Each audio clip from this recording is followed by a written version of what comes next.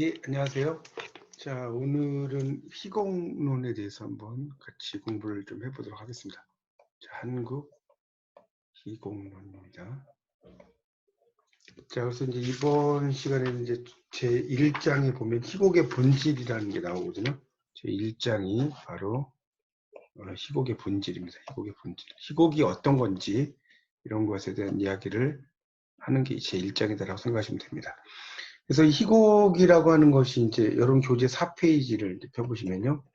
희곡과 연극이라고 이제 1번에 나오고 있습니다. 그래서 이제 희곡이 드라마고 연극이 시어터라고 이야기하죠. 그 여러분 교재 그 4페이지 두 번째 단락의 첫째 줄에 시어터를 이렇게 이제 TR이라고 이렇게 가로에 썼는데 이건 이제 영국식 표기라고 볼 수 있어요. 원래 이제 미국식 영어로는 TER이죠. 시어터. 근데 이렇게 써도 상관이 없습니다.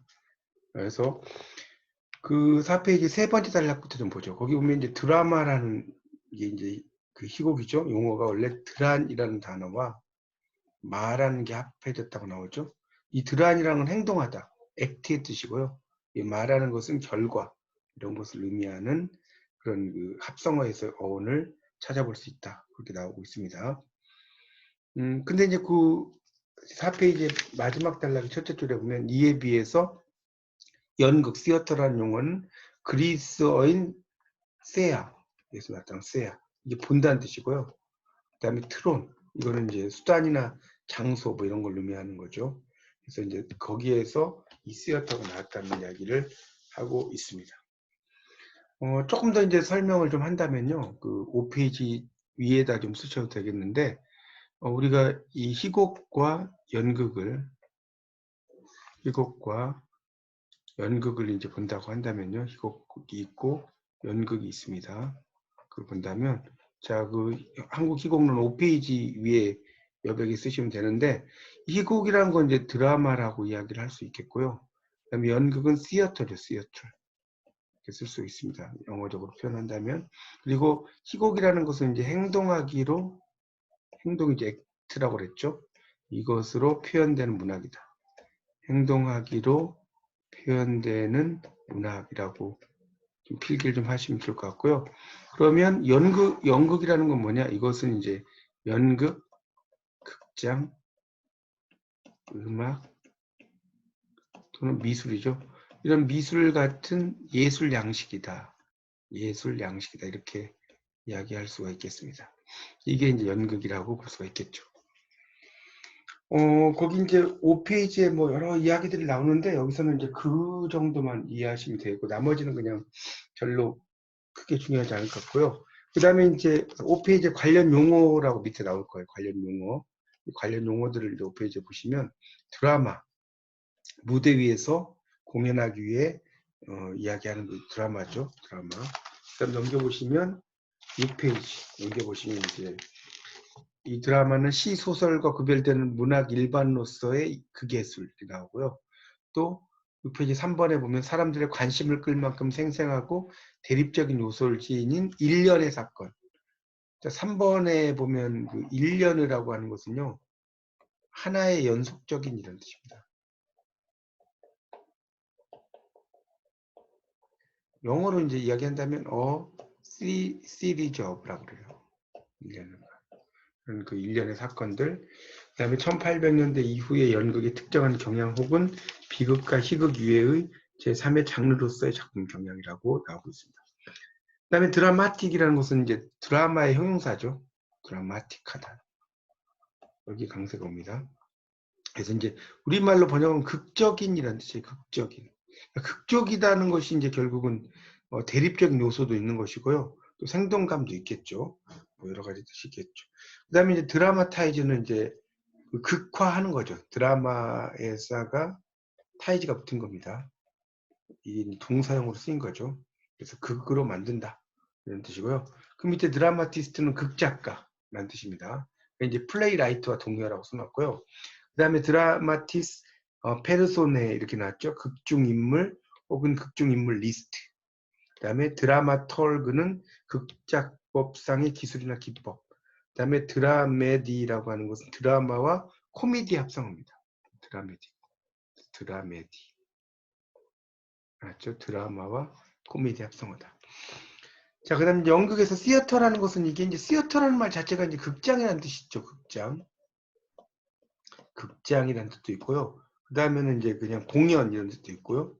그 다음에 또 엘리자베스 시대 연극이라는 의미로도 뭐 쓰이고 여러 가지가 있습니다. 시어트리컬라면 연극 및 공연과 관련된 시어터 고어 이거는 이제 시어터라는 게 극장이라고 그랬죠. 고어 가는 사람이죠. 그러니까 극장에 가는 사람이라는 뜻입니다. 6페이지 하단 부분에 자 7페이지에 가면 플레이 관련 용어 그래서 플레이는 드라마와 동의어다. 플레이는 이제 우리가 그 중고등학교 공부를 해보셨겠지만 이 플레이라는 것은 뭐 놀다 라는 뜻도 있고요. 또 이제 연극이라는 뜻도 있고요. 또 놀이라는 뜻도 있고요. 여러 가지 뜻이 있죠. 플레이란 말 자체가. 그래서 연극, 공연 이런 의미로 쓰인다. 그런 정도를 이해하시면 되겠습니다. 그 다음에 이제 4번에 보면 액트가 나는데 액트는 이제 막이라는 뜻이 있어요. 행동하다 말고. 그러면 장은 뭐라고 하냐면 씬이라고 그랬어요.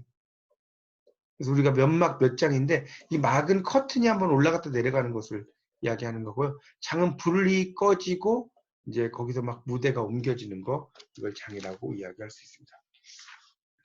자, 그 다음에 연극의 발달 과정과 영화라고 하는 게 8페이지로 넘겨보시면 연극이 이제 어떻게 발달했는지가 8페이지로 가서 보겠습니다. 자, 여기 이제 보면 이제 연극은 결국은 이제 제천의식과 그 위에다 쓰세요. 주술적인 행동이다. 자, 이걸 통해서 이제 연극이 발전했다는 걸 알 수가 있어요. 그래서 네 번째 줄에 보면 이제 표정도 있고, 그 다음에 손짓, 몸짓, 이런 거 나오죠? 이런 것들이 이제 바디 랭귀지거든요. 바디 랭귀지. 이런 것이 유일한 표현 수단이었다. 그래서 그 밑에 이제 보면 그림 1-2가 나오죠? 술록과 들소가면을 쓴 무당이 그려진 동굴 벽화. 나왔죠? 이제 이걸 우리가 이제 디얼 스톤이라고 그래요. 그래서 필기해 보세요. 디얼 스톤이라는 것은 이제 일종의 사슴을 사냥하는 과정을 기록함 이렇게 써놓으시면 좋겠고요. 그래서 이제 그 돌 위에다가 이제 그림을 그리는 거죠. 근데 이제 결국 희곡이라고 하는 것 자체가 어떤 그 가면을 쓰고 연극을 하는 거죠. 그런 것을 희곡이라고 볼 수가 있겠습니다. 그러니까 희곡의 어원은 상당히 옛날로까지도 갈 수가 있다. 그렇게 이해하시면 될 것 같습니다. 그러니까 결국은 희곡이라고 하는 것 자체가 농경의례와 관련이 있어요. 농경의례와 관련이 있다. 그래서 이제 그 울산 암사 그 반구대 암각화라고 있잖아요. 반구대 암각화.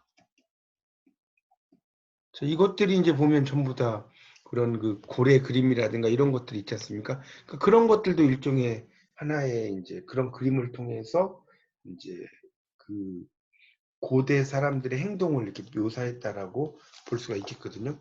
그런 것도 일종의 하나의 희극적인 요소를 이야기할 수 있습니다. 자, 9페이지로 가보면 9페이지의 두 번째 단락에 원시 시대의 제2의 목적이라고 나올 거예요. 9페이지로 넘어갑니다. 자, 그래서 이제 9페이지의 두 번째 단락의 첫째 줄에 원시 시대 제2의 목적은 실용성의 동그라미 쳐놨어요. 실용성. 자, 이런 실용성을 추구한다. 나오고 있죠. 그리고 이제 쭉 내려가다 보면 두 번째 단락의 다섯째 줄 정도에 보면 모방 주술의 단계를 지나 공연 예술로 자리 잡게 된 계기는 풍요의 신 디오니소스라고 말하죠. 원래 이제 디오니소스는 원래 이제 주신이라고 하죠. 술과 관련된 신입니다. 주신인데 예찬하기 위한 축제에서 나왔고 그리스인들은 축제 동안 디오니소스 신을 예찬하는 이걸 이제 합창송가라고 그래요. 합창송가. 그래서 이제 합창송가 영어로는 디티람보스라고 그래요. 거기 영어로 써놨죠. 디티람보스라고 이야기합니다. 그래서 이것이 이제 발전해서 나중에 뭘로 됐냐? 비극이 되는 거예요. 영어로는 트레저디라고 하죠. 트레저디. 이게 된다는 겁니다. 자, 그 다음에 이제 그 밑에 단락에 가면 이제 그 고대 그리스의 연극은 종합적 예술적인 합창송가에서 발생했고, 그래서 이제 합창대를 이끌던 극작가 테스피스, 여기서 이제 시험에 잘 나오는 게 요 테스피스, 이 테스피스라는 사람 나오고요. 거기서 이제 두 줄 내려가면 이후 아이스킬로스가 나올 거예요. 그 다음에 거기서 또 세 줄 내려가면 소포클레스 나올 겁니다. 그래서 이걸 이제 번호를 매겼어요. 1번, 2번, 3번 이렇게 번호를 매기셔가지고요. 이 사람은 어떤 역할을 했고, 어떤 역할을 했고, 어떤 역할을 했는지를 보시는 게 좋습니다. 그래서 이 테스피스는 신으로 분장한 인물, 즉 배우를 창조해서 합창대에 덧붙여서 그리스 연극을 발전시켰다 이렇게 볼 수가 있습니다.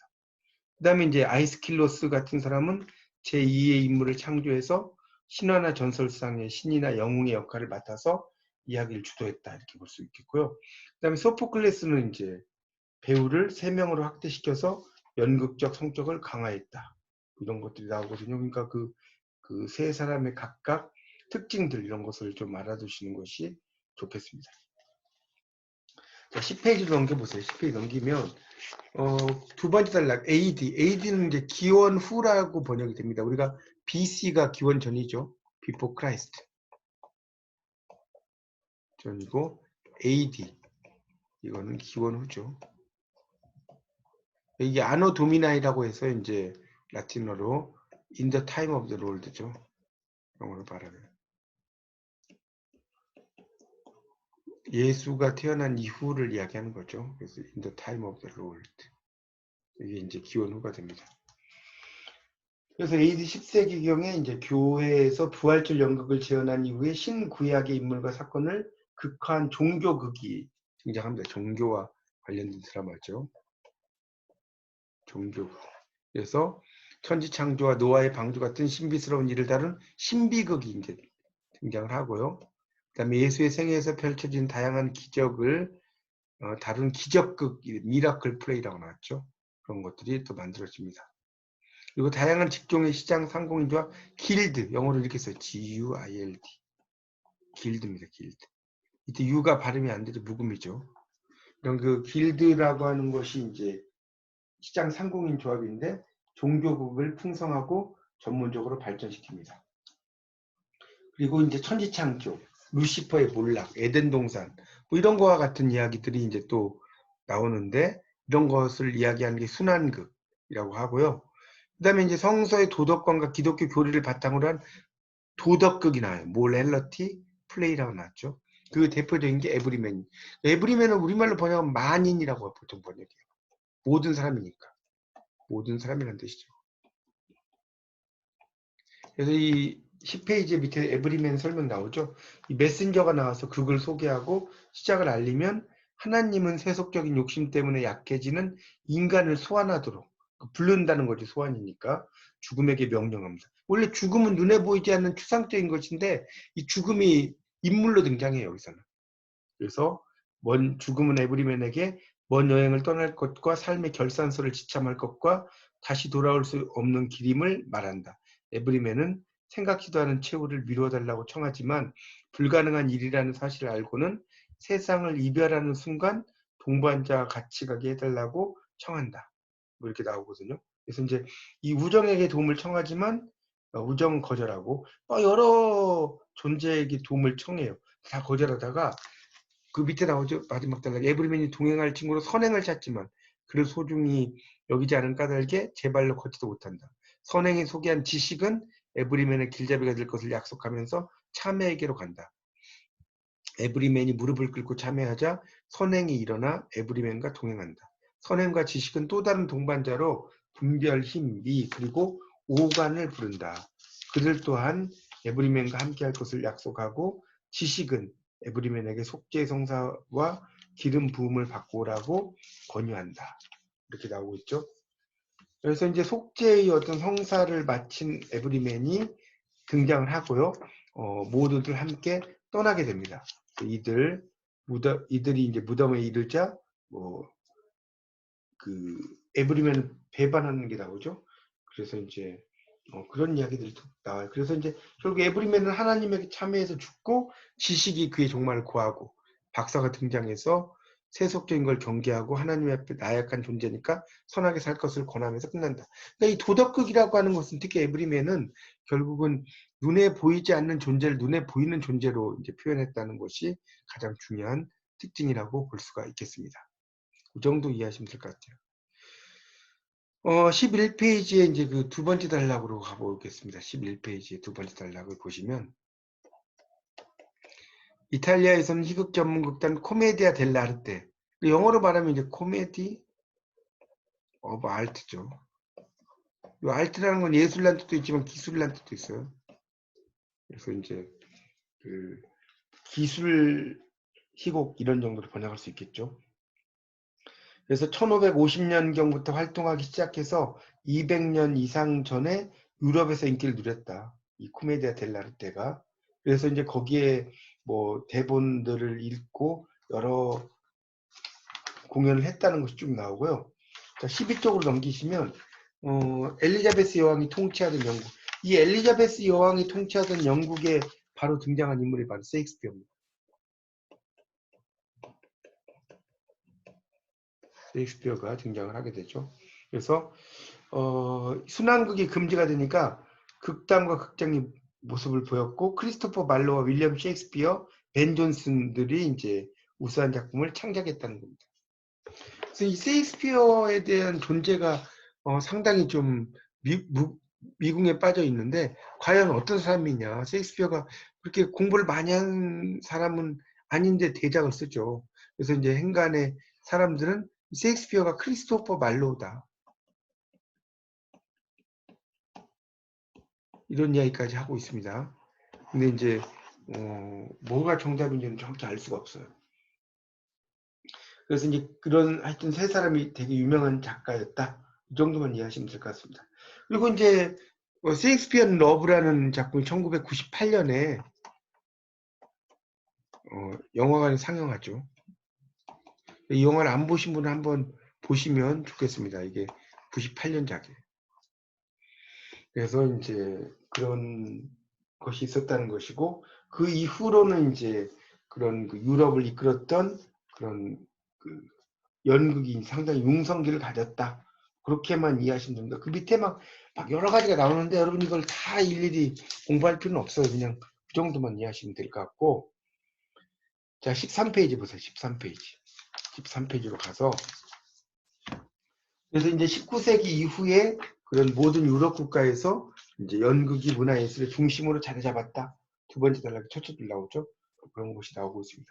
그래서 이제 특히 러시아 같은 경우는 그 셋째 줄에 극작가 체오프, 뭐 고골리, 투르게네프, 톨스토이, 고리끼 뭐 이런 사람들이 등장을 하게 됐다는 것이 나오고 있습니다.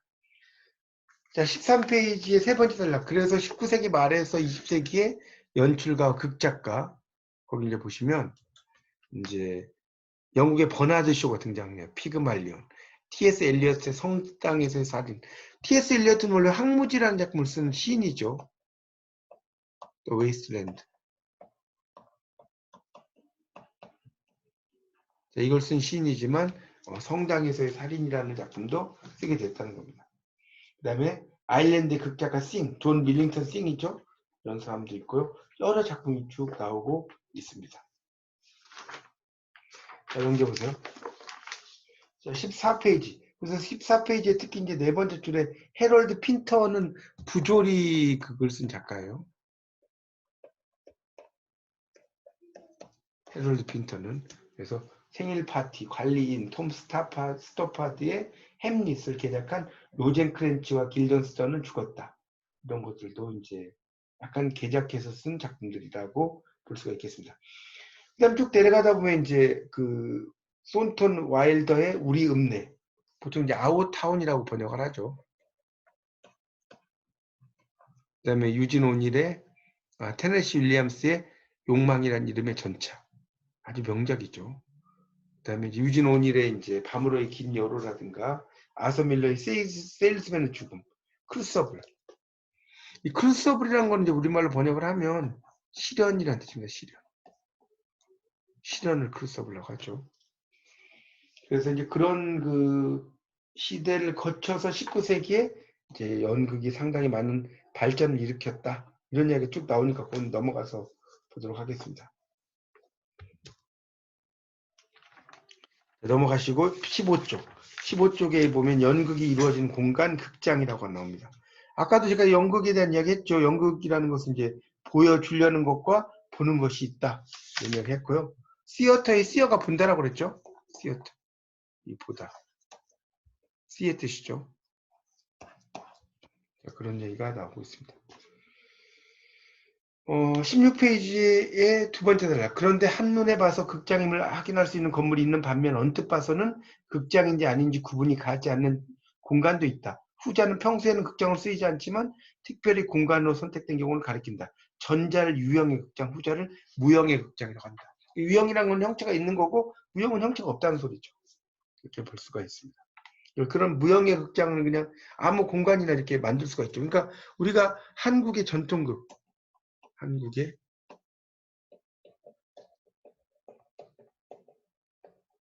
대부분이 뭐예요?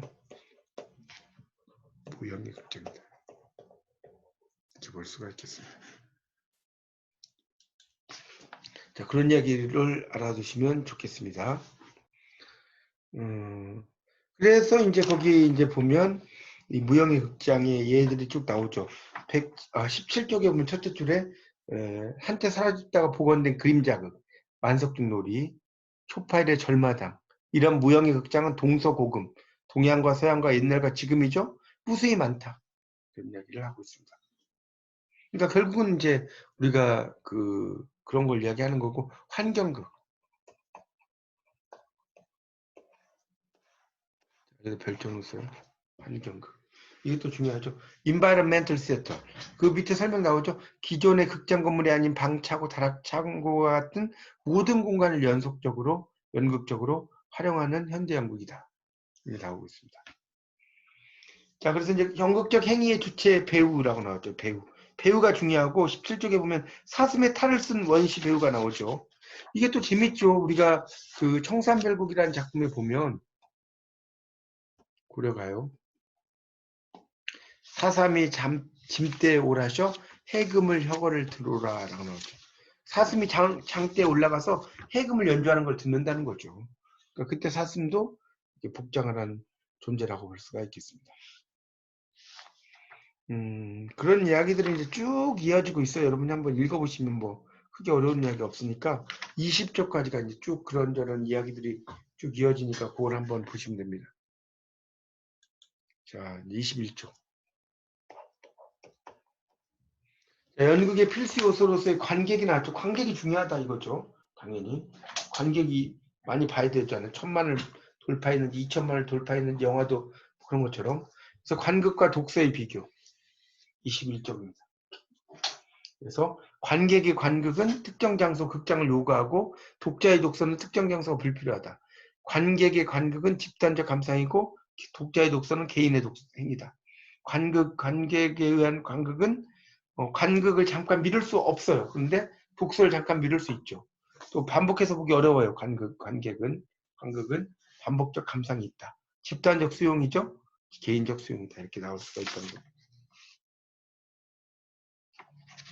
자, 그 다음 22쪽으로 넘기면 두 번째 단락 첫째 줄. 그러므로 관객의 역할은 무대 위에서 일어나고 있는 연극 행위에 직접적으로 참여할 권리나 의미를 부여받지 않았다는 사실을 바탕으로 하여 규정된다.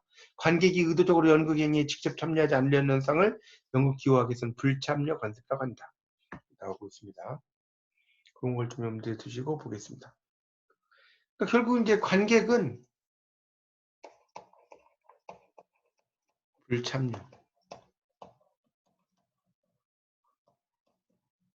불참여를 통해 참여한다. 하시면 되겠죠. 자, 그 다음에 이제 그 완국어법이라는 게 23쪽에 그 박스에 나오죠. 돌려서 표현하는 거. 화장실을 이제 뭐 해우소라고 하죠. 근심을 푸는 거. 이게 이제 완국어법이죠. 완국어법을 이야기할 수 있어요. 상당히 완국어법은 우리 사회에 정말 많이 쓰이는 게 완국어법이다라고 볼 수가 있겠습니다. 그 다음에 이제 23쪽의 마지막 단락. 햄릿의 전반부에서 주인공 햄릿이 걸치는 검은 의상은 가장 단순하고 명시적인 차원에서 상중에 있음을 가리키는 것으로 이해된다. 그러나 더 나아가서 그의 우울한 기질을 나타내기 위한 옷차림으로 보기도 한다. 설명을 하고 있습니다. 그 다음에 이제 24쪽에 박스 밑에 나오죠. 연극에는 배우 관객 극장이 필수적이다. 배우 관객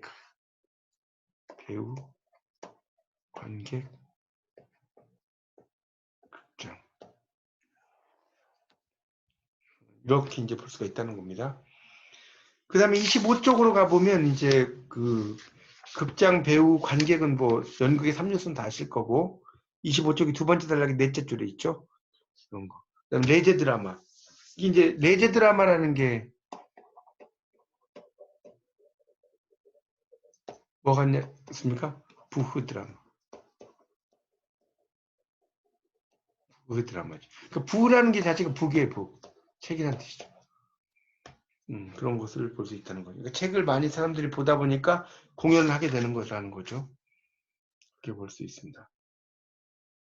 자, 이 7쪽의 두 번째 단락이 보면 앞에서 내린 정의에서 언급된 특정한 연극적 관습에 따라 창작된다는 말은 시공만의 고유한 약속들로 창작된 것을 통해서 배우와 배우끼리 배우와 관객 사이 이런 식으로 이제 막 그 이야기한다는 것도 중요하다는 겁니다. 예, 그런 거요.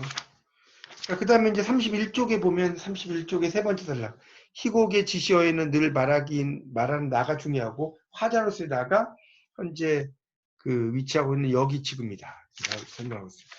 자, 그럼 이제 33쪽을 펴보세요.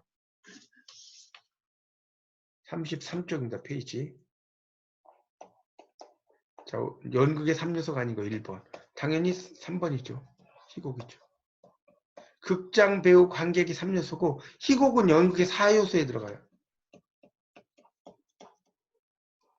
이렇게 필기하시고요. 자, 2번. 희곡의 일반적인 속성에 대한 설명으로 옳지 않은 것은 그랬는데 쭉 보니까 4번에 사실적 문학 작품이 아니죠. 사실적을 뭐라고 고쳐요? 허구적으로 고치세요. 허구적인 그런 문학 작품이 하나라는 거. 나머지 다 맞죠? 개념과 의미가 바르게 연결되지 않은 것은 3번 레제 드라마. 이건 무대 상연이 아니라고 그랬죠. 레제 드라마는 그냥 책을 보는 것을 이야기한다고 그랬죠. 답은 3번이죠. 무대 상연을 전제로 쓰여진 게 아니에요. 그냥 레제 드라마라는 것 자체는 이 드라마 자체를 희곡적인 어떤 개념으로 만든 것이라고 볼 수가 있습니다. 자, 4번. 고대 그리스 연극에 대한 설명으로 올바른 것은 그랬는데 1번이 답이죠. 고대 그리스 연극은 합창 성가로부터 발전했다. 디티남보스라고 이야기했죠. 그 다음에 합창들을 이끌었던 전설적인 극작가 소포클레스. 자, 4번 문제 별표 3개 쳐보세요. 그래서 신으로 분장한 뒤 인물, 배우를 창조해서 덧붙였다. 그게 나오고 있죠. 소포클레스. 그 다음에 소포클레스 이후에 테스피는 제2인물 창조했는데 신화나 전설상의 인물을 맡아서 이야기를 지도했다. 그 다음에 4번 아이스클로스는 배우를 3명으로 확대시켜서 연극적 성격을 강화했다. 이런 건데 이거 아까 제가 설명했죠. 이거 시험에 잘 나온다고. 그래서 여러분 교재에서 그런 그 9페이지입니다. 9페이지. 9페이지를 잘 보시면서 찾아보십시오. 자, 관객이 의도적으로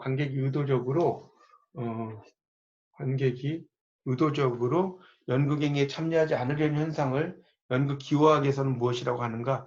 이게 바로 이제 불참여 관습입니다. 참여하지 않는다는 거죠. 관객은 그곳에 참여하지 않으려고 하는 것을 불참여 관습이라고 이야기를 한다고 볼 수가 있겠습니다. 그래서 특히 이제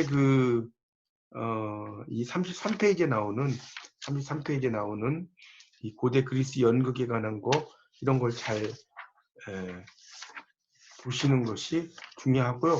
그 고대 그리스 연극과 관련된 것이 이제 여러분 교재로는 9페이지라고 써놓으십시오. 9페이지.